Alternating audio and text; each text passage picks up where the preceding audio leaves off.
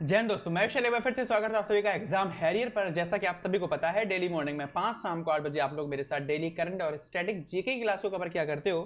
तो एक बार आप सभी का स्वागत है फिर से आपकी अपनी क्लास में। और जैसा कि दोस्तों आप सभी को मैं बता दूं, मैंने आपसे एक छोटी सी रिक्वेस्ट की थी, वो ये की थी 12-13 या जो भी डेट थी, मैंने आपको बताया था कि मैं 13 और 14 तारीख को घर पे जा रहा हूँ। और 13 तारीख को आपको जैसा कि पता था कि वोटिंग हो रही है, ठीक है। 13 तारीख की अगर हम लोग दोस्तों बात करें, यानी कि आपके 13 मई की, तो 13 मई 2024 को जैसा कि पता है लोकसभा चुनाव, जिसमें कन्नौज औरैया ये इधर के जो डिस्ट्रिक्ट पड़ते हैं, मतलब जो डिस्ट्रिक्ट वगैरह हैं, इन सभी में हो रहे हैं इलेक्शन। तो वोटिंग हो रही है, तो वोटिंग अपना मत डालना जैसा कि पता है हर नागरिक का एक कर्तव्य होता है। और हर नागरिक को वोट दोस्तों डालना ही चाहिए, ये बात हमेशा ध्यान रखना। 5 साल में एक बार दिन, एकमात्र ऐसा दिन आता है जिस समय आपको ये पता होता है कि आप एक नागरिक हो और आपकी जिम्मेदारी क्या है। हर नागरिक को देश के अंदर वोट डालने का अधिकार है। और अगर आप वोट नहीं डालते हो तो सोच लेना कि आप एक नागरिक ही नहीं हो, जैसा कि अकॉर्डिंग टू कॉन्स्टिट्यूशन, ये बात याद रखना। ईसीआई के अकॉर्डिंग एक भारतीय नागरिक होने का कर्तव्य है कि आप अपना मत जरूर डालें, ठीक है, और गोपनीय होकर डालें। तो दोस्तों वोट का आज दिन है, तो वोटिंग के लिए मैं घर पे गया आया हूँ। जो क्लास आपकी हो रही है, होप सो ये क्लास आपको ऑन टाइम पर बेहतर तरीके से मिले। ये क्लास आपको रिकॉर्डेड मिलेगी, ठीक है। तो अभी आप इस क्लास को जो देख रहे हो रिकॉर्डेड है। कल 14 मई है और कल 14 मई को सुबह और शाम क्लासेस मिले ना मिले, अगर मिले अच्छी बात, ना मिले तो छुट्टी मना लेना, मेरा बर्थडे है। 15 तारीख को सुबह वाली क्लास नहीं होगी, 15 तारीख को शाम को मैं आ जाऊंगा, लाइव क्लास लूंगा आके। 15 को निकलूंगा, 15 की शाम को क्लास जो होगी वो लाइव होगी। 14 तारीख को मेरा बर्थडे था, इस सेलिब्रेशन में मैं आपके लिए एक मैराथन लेके आऊंगा और कमिटमेंट करूंगा कि आगे चल के मैं आपसे सबसे ज्यादा मैक्सिमम से मैक्सिमम क्लासेस और दे पाऊं। तो स्टार्ट करते हैं सेशन को। और ये क्लासेस आपको 1 घंटे की मिलेंगी। 14 तारीख को अगर क्लासेस हुई तो भी वो 1 घंटे की, नहीं हुई तो कोई बात नहीं, छुट्टी है। अदरवाइज 15 को शाम को लाइव होगी। तो स्टार्ट करते हैं आज के सेशन को। आज का पहला क्वेश्चन दोस्तों आप सभी की स्क्रीन पर सारे रिवीजन सेशंस होंगे जो रिकॉर्डेड होंगे। तो मलिक इख्तियार उद्दीन अल्तनिया ने रजिया सुल्तान को निम्नलिखित में से किस किले में दोस्तों बंद कर दिया था? जब हम लोग रजिया सुल्तान की बात करते हैं, आप सभी लोग जानते हो बेशाह बादशाह 4 साल तक, कब तक? 4 साल तक दोस्तों रजिया सुल्तान एक ऐसी शासक रही थी। और कब से कब तक? 1236 से लेके 1240 तक एकमात्र दिल्ली सल्तनत की जब हम लोग दोस्तों बात करेंगे, जब हम लोग बात करेंगे दिल्ली सल्तनत की, तो दिल्ली सल्तनत पर दोस्तों एकमात्र मुस्लिम महिला शासक के तौर पर उन्होंने काम किया। ये किसकी पुत्री थी? इल्तुतमिश की। इल्तुतमिश ने अपने पुत्र को, उत्तराधिकारी को सास गद्दी पे नहीं ना बैठाकर अपनी बेटी को गद्दी पर बैठाया और परचम लहराया कि पहली बार कोई महिला गद्दी संभाल रही है। और सीधी सी बात, जब कोई महिला इतने अच्छे तख्त पर जाती है तो किसी को अच्छा नहीं लगता। लेकिन अगर मैं प्रेजेंट टाइम की बात करूं तो प्रेजेंट टाइम में 2 चीजें हैं, महिलाओं को इक्वलिटी मिलनी भी चाहिए और कुछ स्थान पर महिलाओं को इक्वलिटी नहीं मिलनी चाहिए। इस बात के समर्थन में मैं भी हूं। तो यहां पर बात है दिल्ली सल्तनत की। क्वेश्चन का आंसर कौन सा हो, कहां पर इनको बंद किया गया था? किला मुबारक में, गोविंदगढ़ में, या फिर आपके शाहपुर में, या फिर कांडी, या शाहपुर कांडी, या फिर आपका आनंदपुर साहिब। क्वेश्चन का जो आंसर होगा वो कुतुब मकबरा एकदम करेक्ट आंसर हो जाएगा। अब कुतुब मकबरा कहां पर स्थित है? किला मकबरा है, ये आपको भटिंडा में देखने के लिए दोस्तों मिल जाता है। और भटिंडा कहां है आप लोगों को जानते हो, बहुत फेमस स्थान आपका भटिंडा आपको देखने के लिए मिलेगा। पहली और आखिरी मुस्लिम महिला शासक को आप लोग याद रखोगे। अगला है, भारत के किन राज्यों में आपको सियांग और लोहित नदियां देखने के लिए मिलती हैं? भारत में दोस्तों कुछ ऐसे राज्य हैं जहां पर आपको नदियां देखने के लिए मिलेंगी, जिसमें से एक सियांग नदी है और एक दोस्तों लोहित नदी है। भले ही आपको सियांग नदी याद ना हो, लेकिन आपको लोहित नदी 100% याद होगी। ऑप्शन में आओगे उत्तराखंड, उत्तर प्रदेश, अरुणाचल प्रदेश, असम, सिक्किम, वेस्ट बंगाल, हिमाचल प्रदेश, या फिर दोस्तों आपका पंजाब। तो क्वेश्चन का जो आंसर करेक्ट हो जाएगा, आप थोड़ा सा दिमाग में डालना, हमारे भारत के अंदर अरुणाचल प्रदेश, ये नदियां वो नदियां हैं जो नॉर्थ ईस्ट की हैं। सियांग भूल जाओ कोई बात नहीं, लोहित तो याद हो गई। और सियांग, रियांग, दिहांग, दिबांग, ये सारे नाम नॉर्थ ईस्ट में मिलते हैं। तो नॉर्थ ईस्ट में अगर स्टेट्स की बात करो, सिक्किम है तो वेस्ट बंगाल नहीं, हिमाचल प्रदेश पंजाब में से कोई नहीं, उत्तराखंड उत्तर प्रदेश में कोई है ही नहीं। तो एकमात्र आंसर ऑटोमेटिक हो जाएगा, एक आपका दोस्तों असम और एक राज्य आपका अरुणाचल प्रदेश। दूसरी बात याद रखना, ये वो नदियां हैं जो ब्रह्मपुत्र की बाएं नदी की। जब हम लोग बात करेंगे दोस्तों लोहित नदी की, तो लोहित नदी क्या है दोस्तों, याद रखना, ये ब्रह्मपुत्र नदी की। सर लोहित नदी क्या है, तो याद रखो ब्रह्मपुत्र की, यह ब्रह्मपुत्र की लोहित नदी जो है वो ब्रह्मपुत्र की दोस्तों बाएं किनारे की नदी है। क्या है, ब्रह्मपुत्र की बाएं किनारे की नदी है, जिसको आप जानते हो लोहित नदी के नाम से। दूसरी बात, इसकी उत्पत्ति कहां से होती है, इसकी उत्पत्ति दोस्तों तिब्बत से होती है। उसकी उत्पत्ति मिसमी पहाड़ियों से होती है। इसकी उत्पत्ति जो होती है वो याद रखना दोस्तों, मिसमी पहाड़ियों से इसकी उत्पत्ति हुआ करती है। पूरा क्वेश्चन हो गया। तुरंत यहां पर आ जाओ सियांग नदी के बारे में। सियांग नदी वो नदी है दोस्तों जो याद रखना जो चीन में उत्पन्न होती है। यह दोस्तों चीन में उत्पन्न होती है और चीन में इसको क्या कहा जाता है, त्संगपो के नाम से इसको चीन में दोस्तों जाना जाता है। उसके बाद ये नदी कहां से घुसती है, ये नदी याद रखना ब्रह्मपुत्र से अंदर घुस जाती है। ब्रह्मपुत्र में घुसने के बाद में इसको दो नामों से जाना जाता है, एक आपकी दिबांग और एक आपके दोस्तों लोहित, मतलब साथ में अलग नदी यहीं पर आके हो जाती है। भारत के अंदर नदी एक ही है। नेक्स्ट क्वेश्चन आपके सामने है, भारत के संविधान का कौन सा ऐसा अनुच्छेद है जो नए राज्यों गठन की शक्ति संसद को प्रदान कर देता है। अगर मैं बात करूं आपसे आर्टिकल 1 से लेकर 4 तक, और ये सारे आर्टिकल डिपेंड करते हैं अनुसूची फर्स्ट में, जिसमें आपको पता चलता है कि हम लोग नए राज्यों का क्या कर सकते हैं दोस्तों, गठन कर सकते हैं। लेकिन अगर पंचायत का गठन करना हो, 169 पंचायती राज में आपको पढ़ाया गया होगा, पंचायती राज व्यवस्था आर्टिकल 243 से 243 ओ तक, है ना। तो यहां पर बात करोगे नए राज्यों के गठन की शक्ति संसद को प्रदान की जाती है निम्नलिखित में से किस अनुच्छेद के तहत। वो अनुच्छेद दोस्तों, अनुच्छेद याद रखना आर्टिकल 3 हो जाएगा। जब हम लोग दोस्तों अनुच्छेद की बात करते हैं, अनुच्छेद आपके सामने फर्स्ट है, अनुच्छेद आपके सामने 2 है, अनुच्छेद आपके सामने 3 है और अनुच्छेद आपके सामने 4 है। जो तीसरा अनुच्छेद है उसके बारे में आपको ऑलरेडी पता चल चुका है। अनुच्छेद 3 में आपको मिलता है नए राज्यों के गठन के बारे में प्रावधान। अगर मैं बात करूं आपसे आर्टिकल फर्स्ट में क्या मिलता है, नाम तथा, फर्स्ट में क्या मिलता है, नाम तथा संघ की सूची। नाम तथा दोस्तों, नाम तथा संघ की सूची आपको देखने के लिए मिलती है। 2 में क्या मिलता है दोस्तों, नए राज्यों की स्वीकृति तथा स्थापनाएं। नए राज्य जो होते हैं तो नए राज्यों की यहाँ पर सबसे बड़ी बात क्या मिलती, स्वीकृति मिलती है, तथा दोस्तों इनकी स्थापना करने का विभिन्न प्रकार का प्रावधान आपको मिलता है। में सर क्या मिलता है, पहली तथा चौथी अनुसूची में संशोधन जो होते हैं उसके बारे में विभिन्न प्रकार की डिटेल आपको पढ़ने के लिए मिलती है। बेसिक है ये चौथा। तीसरा इंपॉर्टेंट है, दूसरा और तीसरा। Sir ji which of the following state is among the top 4 state GSDP in India. निम्नलिखित में से कौन सा राज्य भारत के GSDP में शीर्ष 4 स्थानों में दोस्तों आते हैं। राजस्थान, कर्नाटक, केरल या फिर आपके पंजाब। वो भारत के 4 राज्य ऐसे हैं जो मोस्ट इंपॉर्टेंट है। कौन कौन से हैं, आंसर याद रखना। नंबर 1 पर आपका आता है, नंबर 1 पर जो राज्य आता है दोस्तों, नंबर 1 पर जो राज्य आता है राजस्थान, कर्नाटक, केरल या फिर आपका पंजाब। देखो 4 राज्यों की जब भी हम लोग बात करते हैं, जब भी हम लोग दोस्तों 4 राज्यों की बात करते हैं, राजस्थान, कर्नाटक, केरल या फिर आपका पंजाब, GSDP में, देखो यहां पर 4 राज्यों में से एक है। इन ऑप्शन को हटा देना और 4 ऑप्शन की बात करो तो हरियाणा आप लोग टॉप पर ले लेना।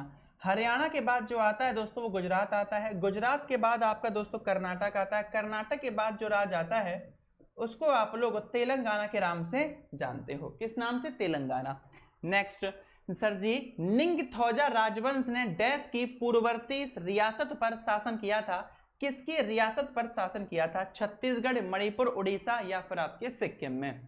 क्वेश्चन पूछा है कि सर जी निंगथौजा राजवंश ने, सबसे बड़ी बात दिमाग ये लगाओ, पूर्व, पश्चिम, उत्तर, दक्षिण में, इन चारों में निंगथौजा जो राजवंश था इसने शासन किया कहां पर था, और इसने किसी की पूर्ववर्ती रियासत पर क्या किया दोस्तों, शासन किया था। वो स्थान कौन सा है, छत्तीसगढ़, मणिपुर, उड़ीसा या फिर आपका सिक्किम। इसका संबंध भारत में पूर्वोत्तर से है, यानी कि नॉर्थ ईस्ट से है। तो यहाँ पर छत्तीसगढ़ निपटा दो, यहाँ पर आप दोस्तों उड़ीसा भी निपटा दो, सिक्किम भी निपटा दो। का आंसर जो सही होगा वो याद रखना, मणिपुर क्वेश्चन का आंसर बिल्कुल सही होगा। मणिपुर से क्वेश्चन आपके पेपर में कैसा है, 100% बनता है। क्यों, क्योंकि भारत के अंदर इन 5 सालों में सबसे ज्यादा सताया हुआ जो राज्य है उस राज्य को आप लोग दोस्तों मणिपुर के नाम से जानते हो, याद रखिएगा। दूसरी बात, जो निंगथौजा राजवंश है इसको बेसिकली तौर पर हम लोग किस नाम से और जानते हैं, इसको बेसिक तौर पर दोस्तों हम लोग मगंग राजवंश के नाम से, इसको मगंग राजवंश, इसको हम लोग दोस्तों मगंग राजवंश के नाम से जानते हैं। इसको आप अपनी कॉपी में लिख लेना। दूसरी बात, सर जी एक बात बताओ, मगंग राजवंश या निंगथौजा का मतलब क्या होता है? इसका मतलब होता है दोस्तों राजा, इसका मतलब होता है राजा की संतान। इसका क्या मतलब होता है? इसका मतलब होता है राजा की संतान। देख रहे हो ईगो। अगला क्वेश्चन देखो, तमिलनाडु के प्रसिद्ध कवि कौन थे जिन्होंने महिलाओं की मुक्ति का समर्थन किया था? क्वेश्चन आपसे कह रहा है कि तमिलनाडु के एक प्रसिद्ध कवि हुआ करते थे, किसके? तमिलनाडु स्टेट के। तो तमिलनाडु के एक प्रसिद्ध जो कवि हुआ करते थे, वो कवि ऐसे थे जिन्होंने महिलाओं की मुक्ति का प्रदर्शन किया, या फिर कह सकते हो उनका समर्थन किया था। वीरा मंगई, वेलु नाचियार, पुलिसेवर इनका नाम था। इनका नाम दोस्तों धीरन चिन्नामलाई था। सुब्रमण्यम भारती। देखो क्वेश्चन का जो आंसर होगा, अगर मैं बात करूं महिलाओं से संबंधित, सती प्रथा को खत्म करना, उन्मूलन करना, सती प्रथा को खत्म करने के बाद में महिलाओं को बहुत ज्यादा समर्थन देना, उनकी स्वतंत्रता से संबंधित, ये सारे क्वेश्चन जो बेटा बनते हैं पढ़ने के लिए, वो कहां से बनते हैं? कुछ रेयर केस में व्यक्तियों से। तो यहां पर जो समर्थन की बात आपसे कही गई है, क्वेश्चन के आंसर में आप लोग आंसर मारोगे सुब्रमण्यम भारती। इन्होंने, ये एक कवि थे, कहां से? तमिलनाडु से। महिलाओं का समर्थन भी किया, समाज सुधारक भी थे और स्वतंत्रता सेनानी भी बनकर मरे थे, मतलब स्वतंत्रता सेनानी भी रहे थे, बाद में इनकी डेथ हो गई थी। भारत सरकार किस वर्ष संपूर्ण स्वच्छता अभियान शुरू कर रही थी या किया था? हमारे भारत सरकार ने किस वर्ष में संपूर्ण स्वच्छता अभियान शुरू किया था? 1994, 2010 में, 1999 में, या फिर 2007 में? क्वेश्चन का आंसर क्या होगा? मेरी बात बिल्कुल ध्यान से सुनना। 13 और 14 तारीख, 13 और 14 तारीख, 14 तारीख को होप सो शायद, क्योंकि आज मैं रिकॉर्डिंग कर रहा था तो कुछ किसी कारण बस रिकॉर्डिंग हो नहीं पाई, ठीक है, तो इसको इग्नोर कर सकते हैं। आज संडे भी था बट कोई बात नहीं। तो 14 तारीख को हो सकता है छुट्टी रहे, सुबह शाम दोनों क्लासेस की।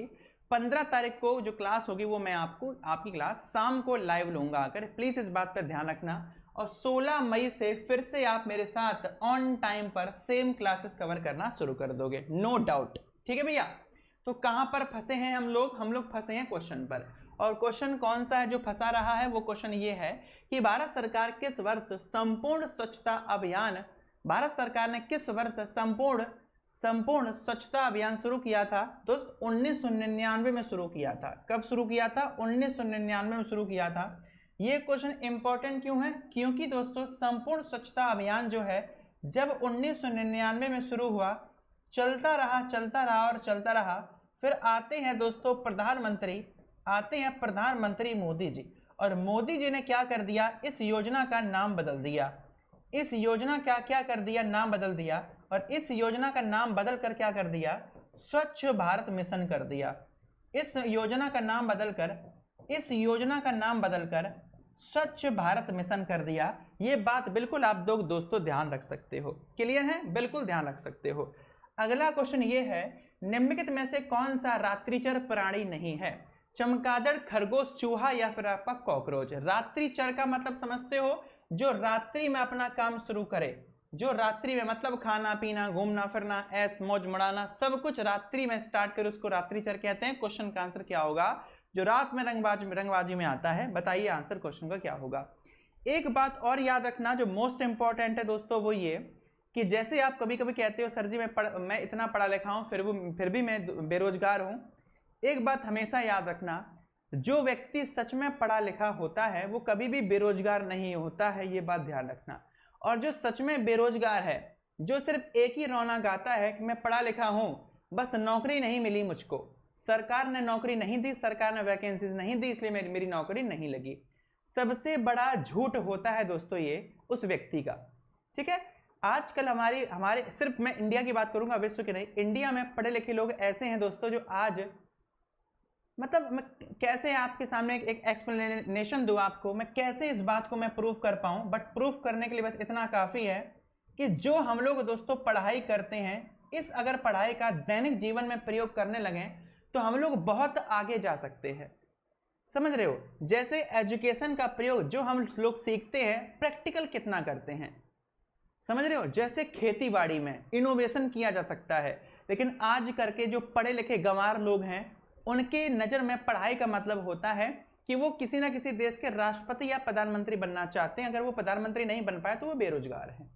ठीक है, तो प्लीज मेरी रिक्वेस्ट होगी, ऐसे लोगों से दूरी बना के रखें जो पढ़े लिखे और बेरोजगार खुद को कहते हैं। ऐसे लोगों से दूरी बना के रखें, क्योंकि जो पढ़ा लिखा होता है वो अपना रोजगार ढूंढ लेता है, चाहे कुछ भी हो जाए। ठीक है, और सरकारी नौकरी का मतलब होता है गुलामी। इस बात को दिमाग में अभी से डाल लो, अपने अंदर स्किल स्टार्ट करो, स्किल को फॉलो करो और आगे बढ़ जाओ। ठीक है, ये रोना चालू मत करो कि नौकरी नहीं मिल रही, ये नहीं मिल रहा, वो नहीं मिल रहा।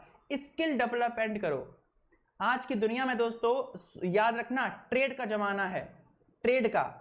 अगर आप एक लड़की हो, एक आप लड़के हो, घर में बैठकर अगर दिमाग है, पढ़े लिखे हो, तो लाखों रुपए घर में बैठ के कमा सकते हो। बस यूज किसका करना है? दिमाग का। कौन सा?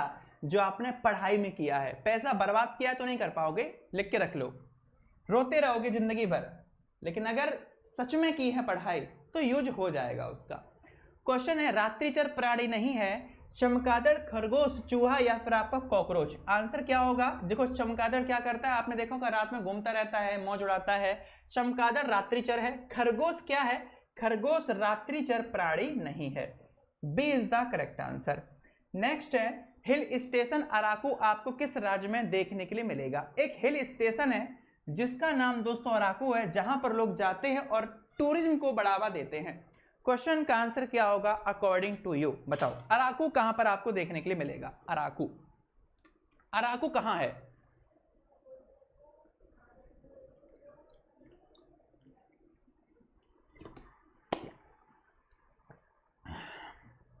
अराकू आपको कहां पर देखने के लिए मिलता है? नाम क्या है दोस्तों? अराकू कहां है? ऑप्शन आंध्र प्रदेश में है, उत्तर प्रदेश में है, हिमाचल प्रदेश में है या फिर आपके मध्य प्रदेश में है अराकू। आंसर याद रखना, Andhra Pradesh is the correct answer हो जाएगा। Andhra Pradesh is the correct answer हो जाएगा। अराकू जो इस पे वो एक प्रकार का हिल स्टेशन है, ये आपको दोस्तों कहां पर? आंध्र प्रदेश के अंदर देखने के लिए मिल जाएगा, जहां पर कौन सी जनजातियां रहती हैं? अराकू जनजातियां निवास करती है। आगे चलिए सर जी। बोम्बली बीड़ा देश राज का एक प्रसिद्ध संगीत वाद्य यंत्र है, नाम क्या है? बोम्बली बीड़ा। बताइए, बोम्बली बीड़ा का संबंध किससे है? ऐसा भारत का कौन सा राज्य है जहां पर किसका प्रयोग किया जाता है? बोम्बली बीड़ा।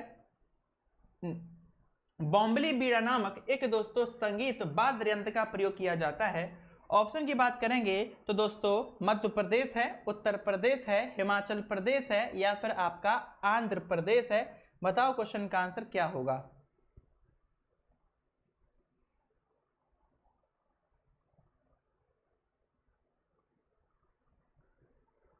बोम्बली बीड़ा का संबंध भारत के किस राज्य से है? आंसर मार देना, मध्य प्रदेश, उत्तर प्रदेश, हिमाचल प्रदेश छोड़कर आंध्र प्रदेश क्वेश्चन का करेक्ट आंसर हो जाएगा। सर क्या ऐसे क्वेश्चन पेपर में पूछता है? सुनो जरा, अभी बताता हूं। आंध्र प्रदेश सही होगा। बाई चांस क्वेश्चन में कर्नाटक आ जाए तो आंसर आप लोग कर्नाटक मार देना बेखौफ होकर। दूसरी बात याद रखना, बोम्बली बीड़ा वो बीड़ा है जिसको वर्ष 2011 में क्या दिया गया था दोस्तों? जीआई टैग दिया गया था। क्या दिया था? जीआई टैग दिया गया था। और इस प्रकार का जीआई टैग प्राप्त करने वाला संगीत वाद्य यंत्र ये पहला बना था। सर हाल ही में किसी को जीआई टैग मिला है, एक गुजरात में मिला है किसी वाद्य यंत्र को, और एक तारापुरा को मिला है रिसेंटली, महाराष्ट्र का है, और एक मिला है तमिलनाडु को। ये 3 जीआई टैग हाल ही में मिले हैं। अगर कवर ना हो तो बता देना सर ये चीजें कवर नहीं है, कवर करा दो, नहीं तो एक क्वेश्चन आप छोड़ के आओगे वहां पर। किस प्रकार की मिट्टी चावल की खेती के लिए बहुत ज्यादा उपयुक्त नहीं होती है? ऑप्शन में है दोस्तों शुष्क मिट्टी, नदी जलोढ़ मिट्टी, लवणीय मिट्टी या फिर चिकनी दोमट मिट्टी। इनमें से दोस्तों एक ऐसी मिट्टी होती है जिसका प्रयोग चावल की खेती के लिए उपयुक्त नहीं माना जाता। देखो यहाँ पर नदी जलोढ़ मिट्टी, लवणीय मिट्टी, चिकनी दोमट मिट्टी, ये तीनों के तीनों मिट्टियां ऐसी हैं जिन मिट्टियों में सबसे ज्यादा क्या होता है? पानी के लिए आर्द्रता मौजूद होती है। ये तीनों मिट्टियां ऐसी हैं दोस्तों जिसके अंदर आपको नमी देखने के लिए मिल जाती है। क्या मिल जाती है? जिसमें आपको नमी देखने के लिए मिल जाती है। लेकिन जब भी हम लोग बात करेंगे शुष्क मिट्टी की, शुष्क मिट्टी को हम लोग ड्राई मिट्टी कहते हैं। DRY, क्या? ड्राई मिट्टी कहते हैं।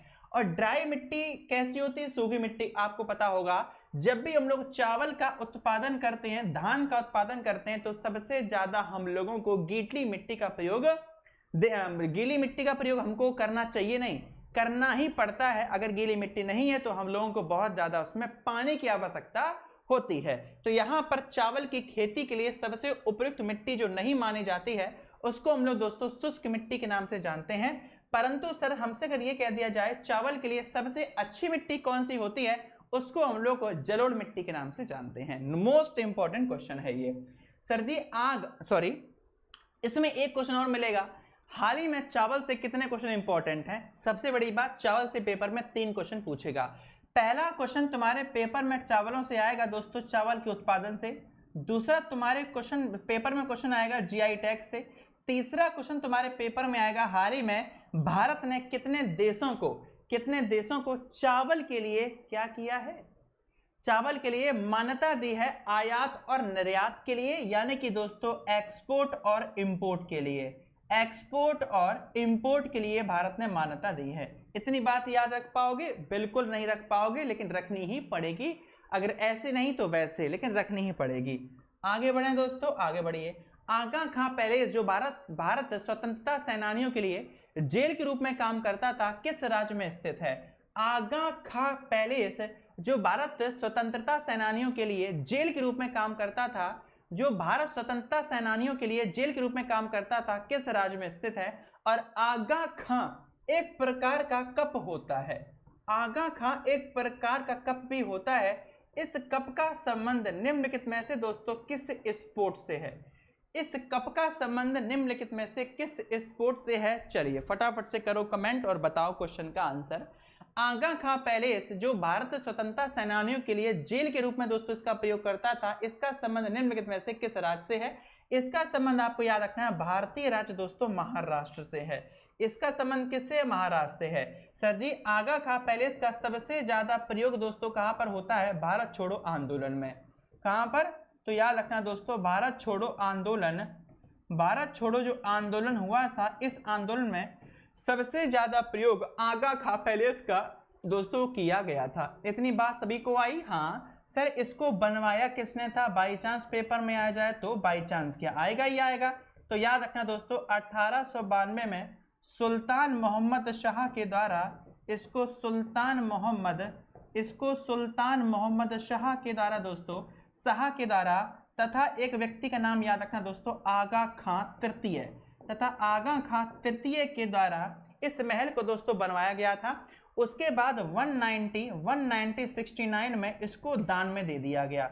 सर दान में किसको दिया गया? तो याद रखना भारत सरकार को दान में दे दिया गया।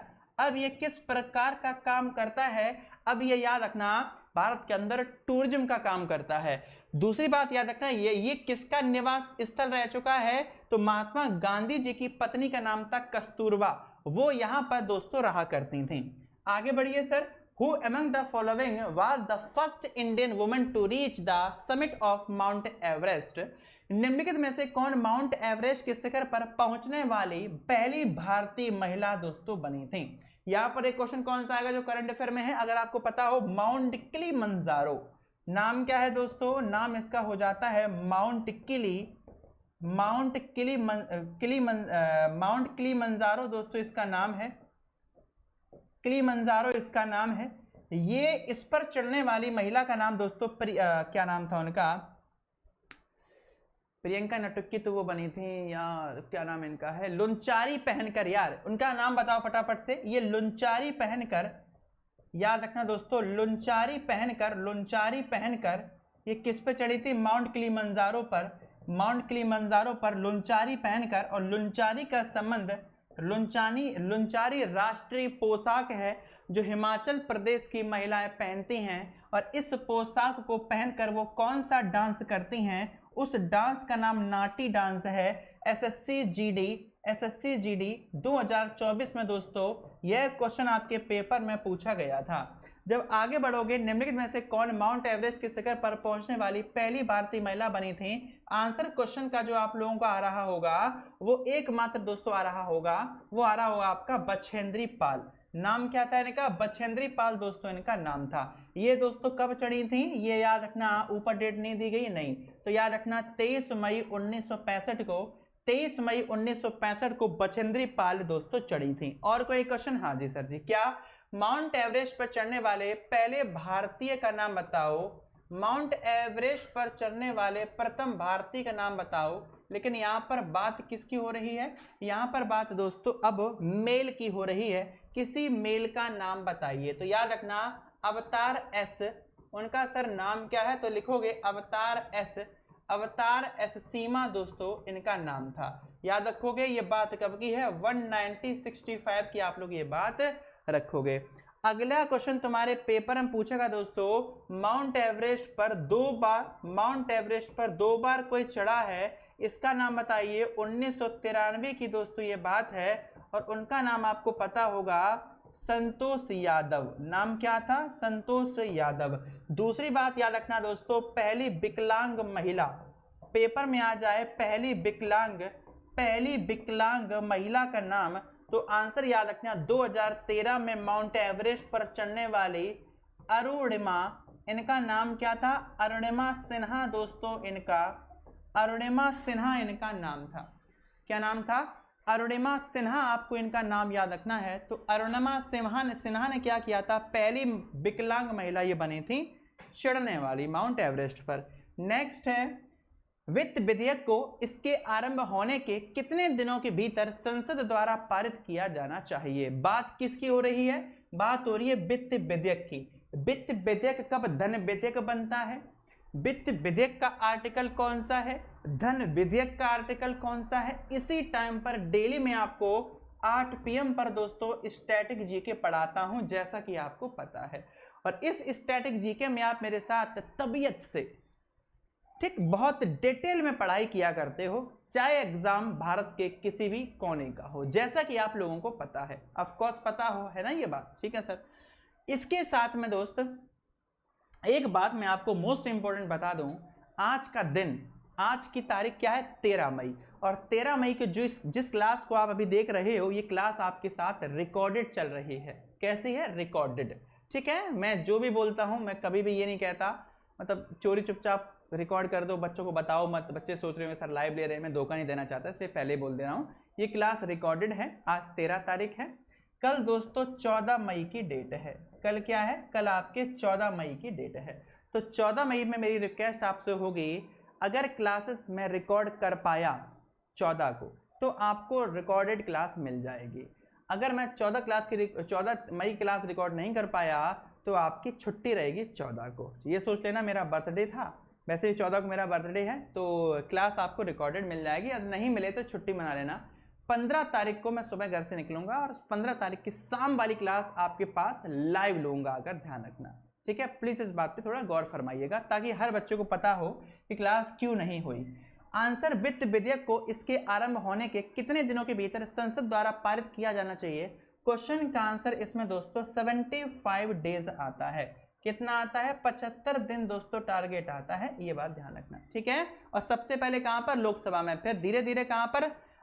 लोकसभा, फिर राज्यसभा, फिर राष्ट्रपति के द्वारा कंफर्म कर दिया जाता है, फिर एक प्रकार का अधिनियम बन जाता है। उससे पहले क्या रहता है? एक प्रकार का विधेयक। अच्छा, ये धन विधेयक है, सॉरी मैं वो बात कर गया, कोई अधिनियम वगैरह बनाना हो तो। दूसरी बात याद रखना दोस्तों, अगर आपसे कह दिया जाए एक धन विधेयक वित्त विधेयक है, ये बात किस आर्टिकल में है? 110 में, याद रखिएगा। नेक्स्ट, सर जी कार्बेट राष्ट्रीय उद्यान निम्नलिखित में से भारत के किस राज्य के अंदर स्थित है? कार्बेट राष्ट्रीय उद्यान वो राष्ट्रीय उद्यान है जिसकी स्थापना 1936 में जिम कार्बेट के नाम पर हुई। याद रखना आप लोग, उत्तराखंड। क्वेश्चन का आंसर आप लोग याद रख पाओगे, रामनगर में स्थित है सर। और इसके अंदर बाघ परियोजना 1973 में शुरू हुई थी। मिट्टी का पीएच डैश जोड़कर बढ़ाया जा सकता है। अगर आप मिट्टी का पीएच मान बढ़ाना चाहो, अगर आप मिट्टी का पीएच मान बढ़ाना चाहो तो मिट्टी में क्या जोड़कर पीएच मान को बढ़ाया जा सकता है? सर जी पीएच मान की हम लोग बात करते हैं तो पीएच मान की बात करते हैं और किसकी? सॉइल की।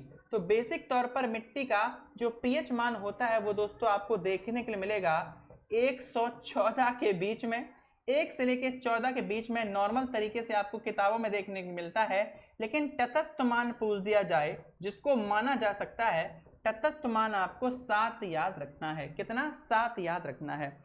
अगर आपसे कह दिया जाए जिस मिट्टी पर आप कृषि करते हो, कृषि मिट्टी, जिस मिट्टी पे आप कृषि करते हो उस मिट्टी का पूछ दिया जाए तो आंसर 5.5 से याद रखना 7 के बीच में होता है। मिट्टी का अगर आपको पीएच मान बढ़ाना पड़ जाए, उस मिट्टी में आप चूने पत्थर का प्रयोग कर दोगे तो मिट्टी का पीएच मान बढ़ाया जा सकता है।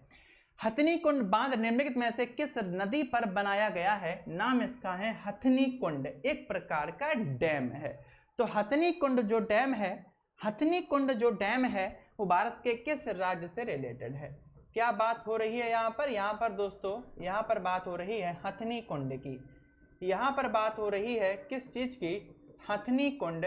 यहाँ पर किसकी बात हो रही है? यहाँ पर बात हो रही है दोस्तों हथनी कुंड की। और हथनी कुंड डैम में आपसे क्वेश्चन क्या पूछा गया कि दोस्तों ये कहाँ पर संबंधित है? तो आंसर याद रखना, हथनी कुंड जो है वो याद रखना लगभग जैसे दिल्ली है, सबसे ज्यादा फायदा किसको होता है? तो हथनी कुंड जो डैम है इससे सबसे ज्यादा फायदा दोस्तों दिल्ली को होता है। डैम में विद्युत और पानी दोनों का 60% प्रयोग कौन करता है? यही करता है।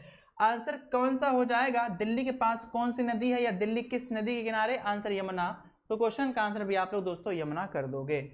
अगला क्वेश्चन आपके सामने है, सर जी पुलिकल्ली भारत के निम्नलिखित में से किस राज्य की एक मनोरंजक लोक कला है? और इस लोक कला का दोस्तों नाम क्या है? पुलिकल्ली इसका नाम है। तो पुलिकल्ली भारत के निम्नलिखित में से किस राज्य की एक मनोरंजक कला है? ऑप्शन केरल से है, सिक्किम से है, कर्नाटक से है या फिर दोस्तों आपके पंजाब से है। पुलिकल्ली एक मनोरंजक कला है। पुलिकल्ली का संबंध आप याद रखना हमारे केरल राज्य से बिलोंग करती है दोस्तों पुलिकल्ली। पुलिकल्ली का अन्य नाम भी है, पुलिकल्ली को बाघ डांस के नाम से, पुलिकल्ली को हम लोग और किस नाम से जानते हैं? पुलिकल्ली को दोस्तों हम लोग बाघ नृत्य के नाम से या बाघ डांस के नाम से भी जानते हैं। ठीक है, आगे बढ़िए। भारत में सबसे ज्यादा ऑनलाइन गेम खेलने वाले राज्यों में कौन से राज्य ने प्रथम स्थान क्या किया था? हासिल किया था। ऑनलाइन गेमिंग में भारत का पहला राज्य कौन सा है जो प्रथम स्थान पर रहता है? और आपको पता है ऑनलाइन गेमिंग एक प्रकार का स्टार्टअप प्लेटफॉर्म है। ऑनलाइन गेमिंग को बढ़ावा देने वाली सरकार भारत सरकार, प्रधानमंत्री मोदी, बीजेपी कह सकते हो। ऑनलाइन गेमिंग की बात करोगे तो दोस्तों जो सच में वही बात, मैं घूम फिर के एक ही बात पे आ जाता हूं, बार बार मैं घूम फिर के एक ही बात पर आ जाता हूं कि जो बेरोजगार हैं वो बेरोजगार नहीं, वो बिना पढ़े लिखे हैं। ये बात लिख लो कहीं पे, नोट करके लिख लेना ऊपर। अगर कोई ये कह दे ठीक है कि ये बंदा गलत कह रहा है, सन की मास्टर है, तो मेरा फोन नंबर दे देना 7080080263। मैं तबीयत से समझा दूंगा बेरोजगारी किसे कहते हैं। ठीक है, इधर आओ मेरे पास। तो यहां पर बात किसकी हो रही है? यहां पर बात हो रही है ऑनलाइन गेम खेलने की। ठीक है, तो यहां पर क्या है, आपने अपने दैनिक जीवन में इकोनॉमी पढ़ी है, बोलो पढ़ी है, पॉलिटी पढ़ी है, हिस्ट्री पढ़ी है। अगर सच में पढ़ी होगी उसका प्रयोग हम अपने दैनिक जीवन में करके अपने जिंदगी को आत्मनिर्भर बना सकते हैं, एक शर्त पर, अगर आपने उस लायक पढ़ी होगी। लेकिन आपने सब कुछ पढ़ा होगा, आप सब में रुचि रखते हो लेकिन जानते कुछ नहीं हो और उसका यूज नहीं कर पाते हो, तो सिर्फ आपने उसको इसलिए पढ़ा ताकि सरकारी गुलामी मिल पाए। प्लीज टच आंसर सबका एक ही आ रहा है, वो आंसर आ रहा है उत्तर प्रदेश। और उत्तर प्रदेश में ऑनलाइन गेम खेलने वाले सबसे ज्यादा हैं। और तुरंत भारत का ऐसा शहर बताओ सर, तो भारत के अंदर एक ऐसा शहर जहां पर ऑनलाइन गेमर सबसे ज्यादा मिलेंगे, वो आपको लखनऊ याद रखना है। क्या याद रखना है? वो आपको लखनऊ याद रखना है। डन। ऑनलाइन गेम पर बैन लगाने वाला भारत का पहला राज्य कौन सा बना? वो राज्य आपको तमिलनाडु याद रखना है। पूरा क्वेश्चन डन हो गया है। लोकसभा के 2 सत्रों के बीच में अधिकतम स्वीकार्य समय अंतराल क्या है? 1 वर्ष है, 60 वर्ष है, 6 महीने है या फिर आपके 6 सप्ताह है? क्वेश्चन क्या पूछा है? लोकसभा के 2 सत्रों के बीच में अधिकतम स्वीकार्य समय का अंतराल कितना होता है? बताइए क्वेश्चन का आंसर क्या हो सकता है? क्वेश्चन का आंसर क्या हो सकता है बताओ। अपनी पढ़ाई को 1 से लेकर 12 तक जो आप पढ़ाई कर रहे हो उस पढ़ाई को करते रहो और अपने दिमाग में स्किल इंप्रूवमेंट करते रहो। ठीक है, स्किल इंप्रूवमेंट करते रहो। लोकसभा के 2 सत्रों के बीच अधिकतम स्वीकार समय अंतराल कितना होता है? बेसिक तौर पर याद रखना 6 महीने का 6 महीने का आपको याद रखना है। लोकसभा के 2 सत्रों के बीच अधिकतम समय 6 महीने होगा। कहां पर लिखा है? तो आंसर बता देना आर्टिकल नंबर 85 में। कहां पर बता देना? आर्टिकल नंबर आपको 85 याद रखना है। 85 से याद आया संसद और उसके 2 भाग। एक आपकी वैसे राष्ट्रपति भी होता है लेकिन अभिन्न अंग है, वह इसी कारण अमेरिका का संविधान भारत के संविधान से डिफरेंट है। वहां भिन्न अंग है, यहाँ अभिन्न अंग है। कौन? राष्ट्रपति, संसद के लिए। तो जब बात आती है संसद की, तो संसद के साथ आप किसको लिखते हो दोस्तों? लोकसभा को। फिर किसको लिखते हो? फिर आप लिखते हो राज्यसभा को लिखते हो। इन तीनों के आर्टिकल क्या है? आर्टिकल 79, आर्टिकल 81 और आर्टिकल 81। ऑल क्लियर है? हाँ सर जी क्लियर है। अगर कह दिया जाए सर जी संसद में प्रत्येक वर्ष कितने सत्र आयोजित किए जाते हैं? संसद में जब भी हम लोग बात करेंगे एक वर्ष में, तो आपको याद रखना दोस्तों 3 सत्र। कितने सत्र किए जा सकते हैं? 3 सत्र आपको याद रखने हैं। पेपर में कह दिया जाए सबसे लंबा सत्र कौन सा होता है, तो याद रखना सबसे लंबा जो समय होता है, सत्र होता है, उसको हम लोग दोस्तों बजट सत्र के नाम से, उसको हम लोग बजट सत्र के नाम से जानते हैं। किस नाम से? बजट सत्र के नाम से जानते हैं। लोकसभा का आर्टिकल याद रखना 80 है, राज्यसभा का लोकसभा का 81 है और लोकसभा का 281, जिसको निचला सदन कहते हैं। राज्यसभा का 80 याद रखना और संसद का आपको आर्टिकल 79 याद रखना है। आगे आओ। हाल ही में कौन सा देश भारत का चौथा सबसे बड़ा व्यापारिक भागीदार? यहां पर आंसर रसिया मार देना। आगे बढ़ो। भारत के संविधान सभा की सदन समिति के पहले अध्यक्ष का नाम निम्नलिखित में से क्या था? भारत की जो संविधान सभा है 9 दिसंबर याद है डेट 1946। ठीक है सर। तो भारत की संविधान सभा की सदन समिति के पहले अध्यक्ष जो थे उस व्यक्ति का नाम क्या था दोस्तों? K M. Munshi, Jawaharlal Nehru, B Pattabhi Sitaramayya, N Gopalachari Ayyangar. Gopalachari Gopal Swami Ayyangar. बताओ आंसर क्या होगा? बताओ आंसर क्वेश्चन का। होगा तो क्या होगा और कैसे होगा? बताओ।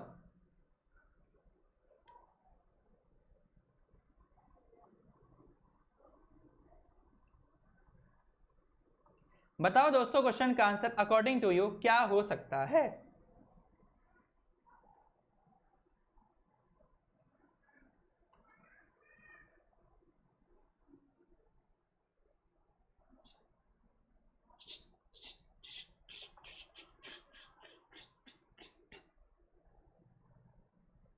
चलिए बात क्या थी? संविधान सभा की सदन समिति के पहले अध्यक्ष का नाम, तो आंसर याद रखना डॉक्टर के.एम.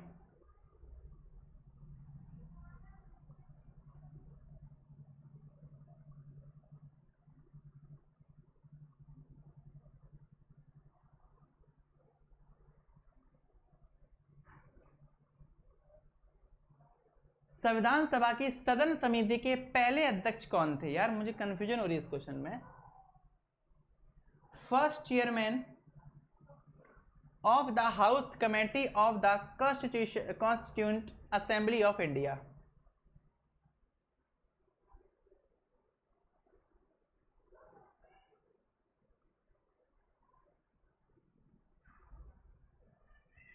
भारत की संविधान सभा की सदन समिति के पहले अध्यक्ष कौन थे?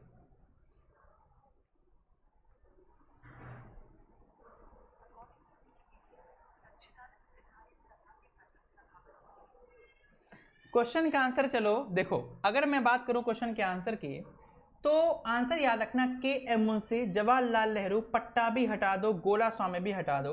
और आंसर देखो, अगर मैं आंसर की बात करूं तो फर्स्ट चेयरमैन पूछा गया ना, तो यहां पर या तो आप अगर यहां पर ऑप्शन में दोस्तों राजेंद्र प्रसाद होता तो भी आंसर मार देते, या फिर आप लोग दोस्तों सच्चिदानंद आंसर होता तो मार देते। दोनों के क्वेश्चन का आंसर बिल्कुल सही होते। ठीक है, अगर पहले अध्यक्ष ऐसे पूछे जाते या फिर कह दिया जाता अस्थायी तौर पर। अस्थायी तौर पर सच्चिदानंद सिन्हा और स्थायी तौर पर राजेंद्र प्रसाद। लेकिन अस्थायी और अस्थायी पूछता ही नहीं, और ऑप्शन में सच्चिदानंद होता तो मार देते, या राजेंद्र प्रसाद होता तो भी मार देते। ऑप्शन में अगर दोनों मिलते तो 100% है, अगर ऑप्शन में दोनों मिलते तो क्वेश्चन में अस्थायी या स्थायी शब्द का प्रयोग मैंडेटरी होता। आगे आइए सर, हाल ही में नीलमणि फुकन का निधन हो गया, उन्हें किस वर्ष ज्ञानपीठ पुरस्कार प्रदान किया गया था? किसका निधन बता रहे हैं? नीलमणि फुकन जी का। ये क्वेश्चन ऐसा है जो आगे वाले 5 साल 10 साल तक जो क्वेश्चन बनेंगे करंट स्टैटिक के, वहां पर भी ये क्वेश्चन पूछा जाएगा, ध्यान रखिएगा, ठीक है, वहां पर भी क्वेश्चन पूछा जाएगा। सबसे पहले जब भी किसी ऐसे व्यक्ति की डेथ होती है तब आपको पता होना चाहिए इस व्यक्ति की डेथ किस उम्र में हुई है।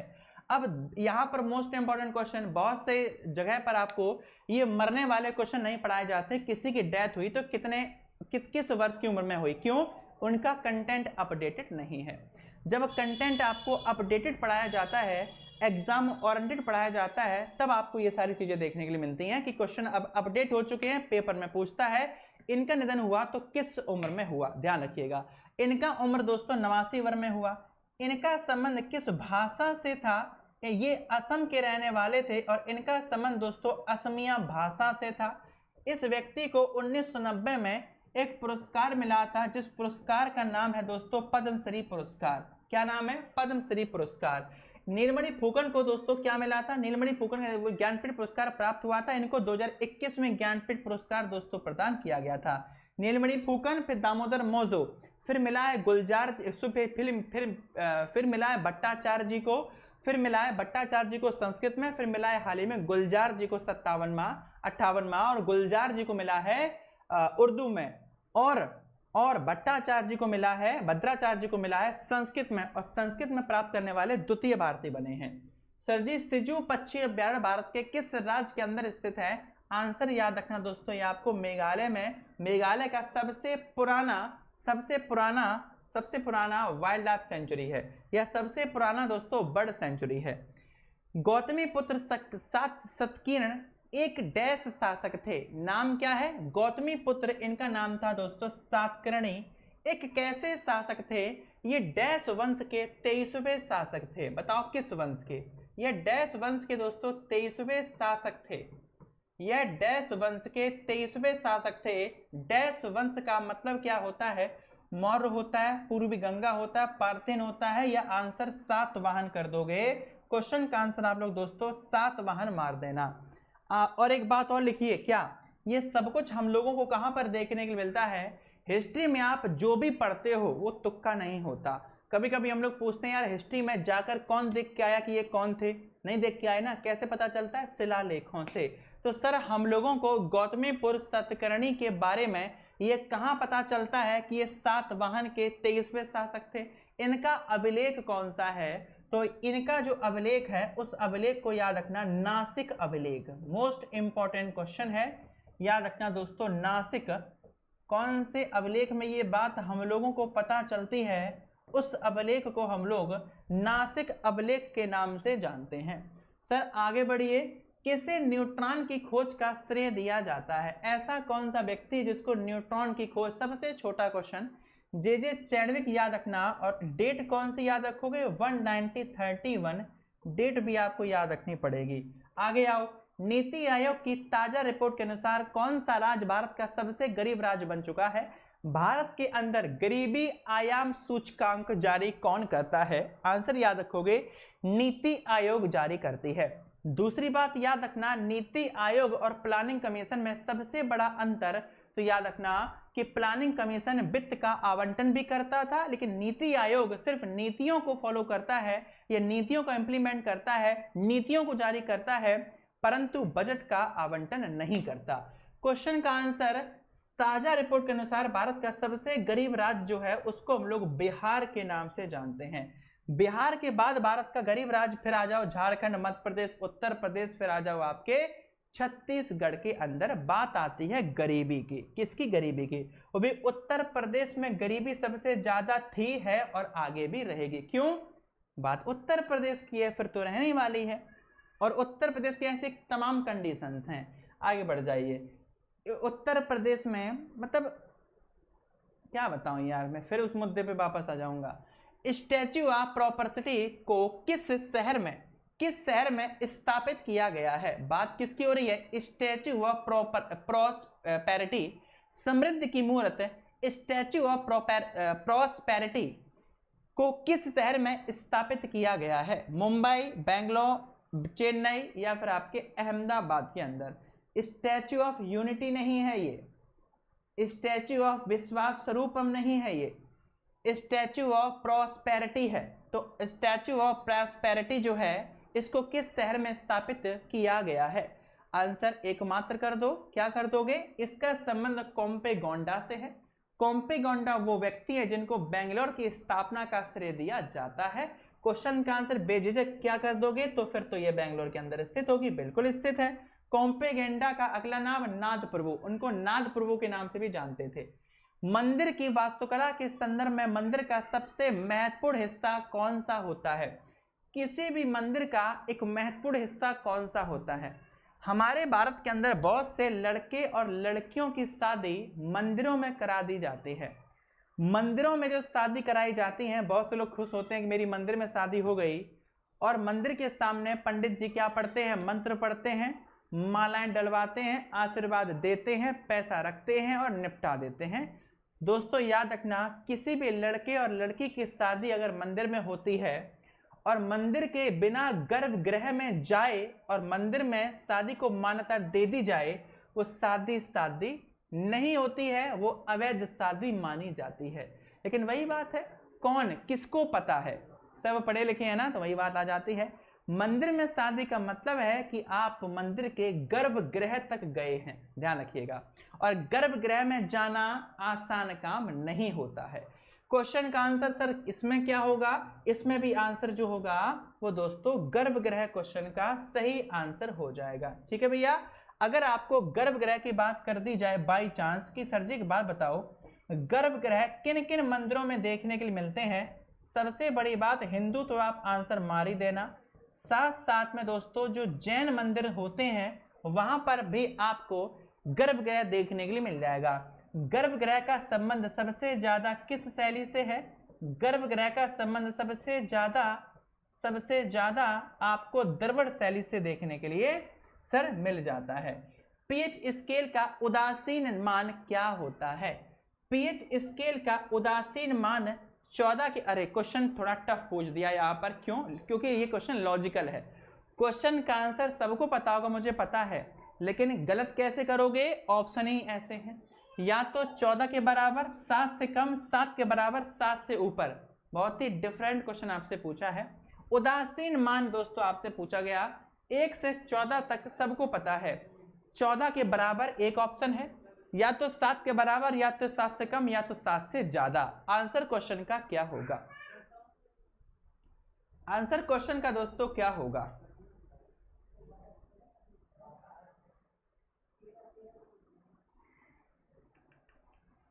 पीएच स्केल का उदासीन मान कितना होता है? एक ऑप्शन, एक बात कंफर्म है कि 14 तो कभी होगा नहीं, 7 सही है, लेकिन 7 क्या?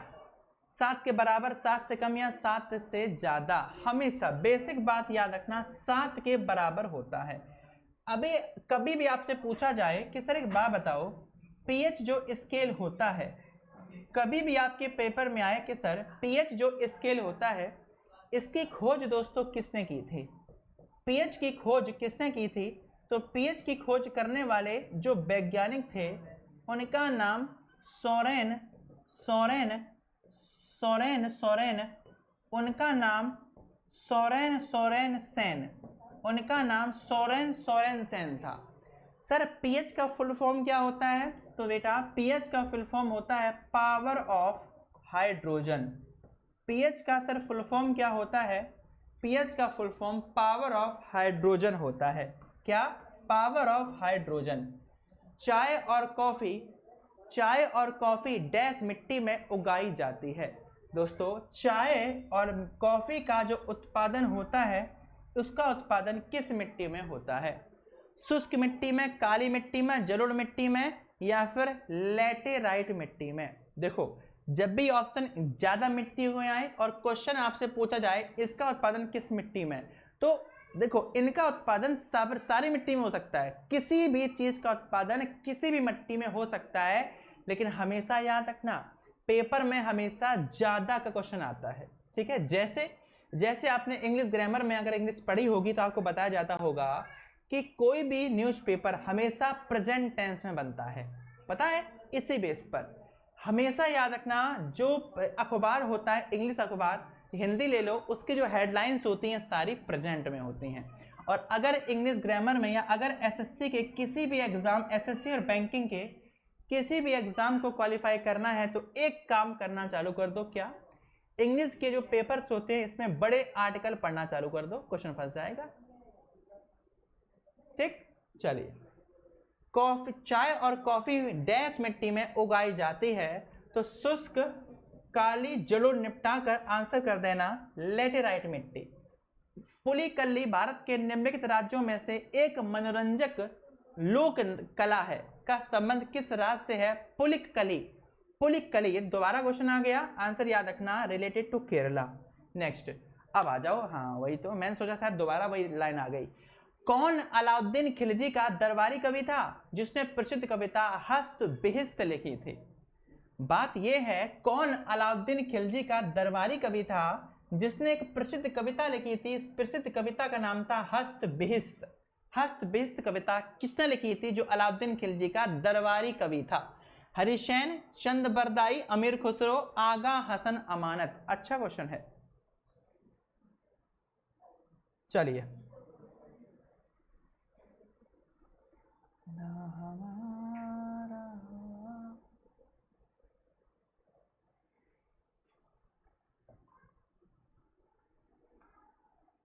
ये भी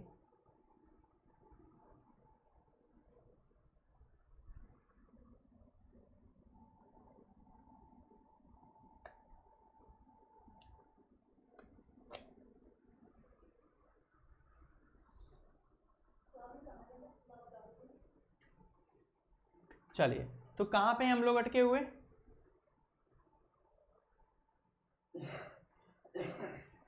कौन अलाउद्दीन खिलजी का दरबारी कवि था जिसने प्रसिद्ध कविता हस्त बिहिस्त को लिखा था? हरिशैन, चंद बरदाई, अमीर खुसरो, आगा हसन अमानत। आंसर जो होगा वो याद रखना अमीर खुसरो बिल्कुल सही आंसर हो जाएगा। ठीक है, अमीर खुसरो। अगला देखो, भारतीय तटरक्षक बल का आदर्श वाक्य क्या है? आदर्श वाक्य को नॉर्मल तौर पे आप लोग किस नाम से, मोटो के नाम से जानते हो। इंडियन हिस्टोरिकल रिसर्च सेंटर जो है उसने बिहार में अपना मोटो और क्या बदल दिया है, और अपना लोगो बदल दिया है। क्वेश्चन 100% पेपर में चाहकर ना आते हुए भी आएगा। ठीक, याद रखना IHSC के बारे में पेपर में 100% क्वेश्चन बनेगा। तो भारतीय तटरक्षक बल का आदर्श वाक्य दोस्तों क्या था? वयम रक्षाम। क्या था आंसर? वयम रक्षाम क्वेश्चन का सही आंसर था। राकेश पाल का नाम आप जानते ही हो, नेक्स्ट चीफ। सर जी, इनग्लोरियस एम्पायर किताब पुस्तक किसके द्वारा लिखी गई थी? पुस्तक का नाम क्या था? पुस्तक का नाम है इनग्लोरियस एम्पायर। इनग्लोरियस एम्पायर पुस्तक किसके द्वारा लिखी गई? करण सिंह के द्वारा, अरुण शौरी के द्वारा, शशि थरूर के द्वारा इस पुस्तक को दोस्तों लिखा गया था। किस राज्य का जिला बुरहानपुर देश का पहला हर घर वाला प्रमाणित जिला बनकर तैयार हुआ था? सबको पता है बुरहानपुर का संबंध एक स्टेट से था, कर्नाटक, तमिलनाडु, राजस्थान, मध्य प्रदेश। आंसर दोस्तों मध्य प्रदेश। साद्री का दूसरा नाम भी है, साद्री का दूसरा नाम, इसको वेस्टर्न घाट के नाम से हम लोग जानते हैं। आगे, गाय का वैज्ञानिक नाम क्या है? गाय का वैज्ञानिक नाम, बेसिक क्वेश्चन है। बासिंग इंडिकस नाम है, जाफराबादी, साहिवाल या फिर लाल सिंगी। क्यों पेपर में आएगा? क्योंकि दोस्तों गाय से संबंधित कौन सा वायरस फैला था, कौन सा रोग फैला था? तो याद रखना लंपी एक रोग था, ना कि वायरस। बास इंडिकस क्वेश्चन का सही आंसर है। सर जी, बाली यात्रा भारत के निम्नलिखित में से किस राज्य में मनाई जाती है या दोस्तों इस यात्रा को निकाला जाता है? यात्रा का नाम क्या है? बाली यात्रा।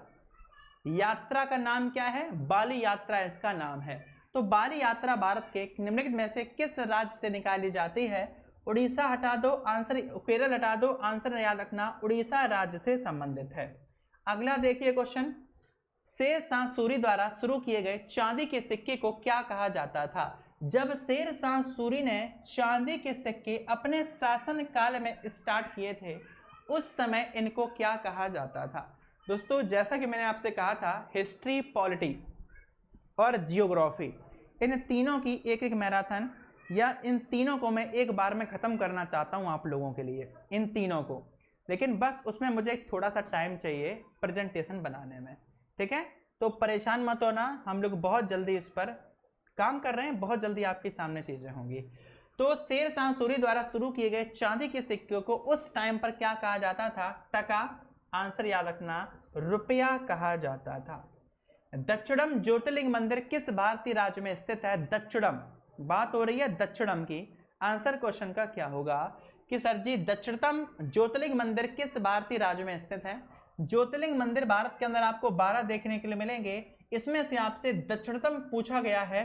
क्वेश्चन का आंसर मुझे ऑफलाइन कमेंट में चाहिए, क्वेश्चन का आंसर मुझे ऑफलाइन कमेंट में चाहिए। डेट कितनी है आज की? दोस्तों डेट आपकी है 13 मई की। आज क्या है डेट? 13 मई। कल की डेट क्या है दोस्तों? कल की डेट है आपकी 14 मई की।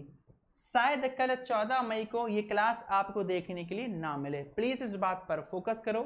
शायद 14 मई की क्लास की छुट्टी हो तो 15 मई को मैं इस क्लास को लाइव लूंगा आकर।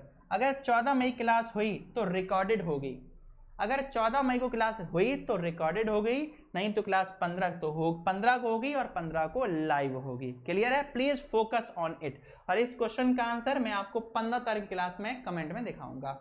सेशन कैसा लगा कमेंट करके जरूर बताइएगा, ऑफलाइन क्वेश्चन का आंसर जरूर दीजिएगा। परेशान होना नहीं है, आगे बढ़ते रहना है, स्किल पर काम करते रहना।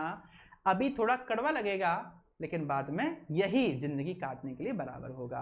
तो फिलहाल मैं आज के इस सेशन को समाप्त करता हूं, मिलता हूं ऑन टाइम पर। कब? 15 तारीख की शाम को।